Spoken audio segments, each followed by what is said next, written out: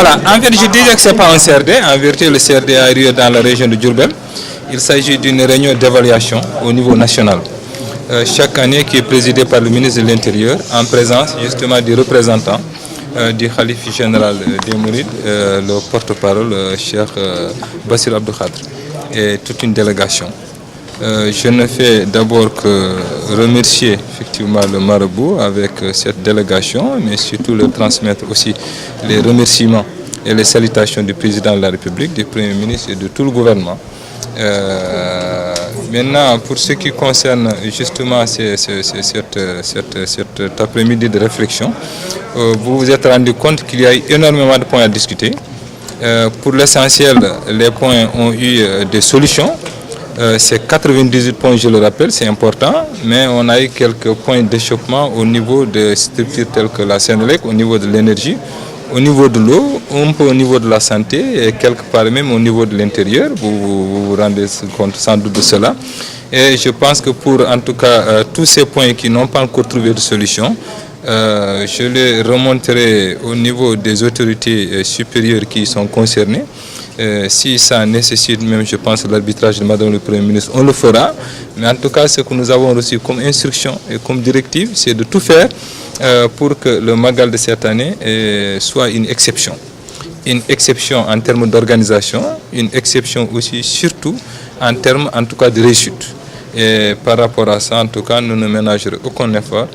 justement pour parvenir à ce résultat-là. Et nécessairement, ça, vous vous rendez compte de ça déjà, parce qu'à écouter le représentant du Khalife général parler, c'est dire que, en tout cas, on n'est pas loin de 100% de nos préparatifs. Maintenant, il manque, comme je le disais tout à l'heure, des points mais qui sont quand même extrêmement importants, mais pour lesquels je pense qu'il est possible de trouver des solutions d'ici là. Ça nécessitera certains arbitrages, ça nécessitera surtout, en tout cas, des réaménagements et des efforts supplémentaires. Je pense que la journée en vaut la peine et on travaillera pour que cela soit fait, Inch'Allah. muy loo xam ne ñëpp xam nañ ko kon doonu bisu feet rek boo xam ne day yàq économie réew waaye da koy yëkkate ndax boo doon laaj tey ñi nga xam ne ñooy yëngatu ci wàllu économie ñëpp kenn ku ci ne da lay wax bu weeru màggal duggee nii économie am di doxee at mépp daanaka du ci àgg kon nag loolu njëriñul Sénégal la burutul wàllu jàmm yàlla gi itam njëriñul réew mi la ndax day yëkkani économie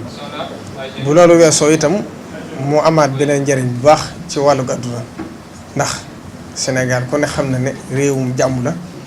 réew mu dal la mu am stabilité boobu nag màggalu Tuubaa bokk na ci li ci suyee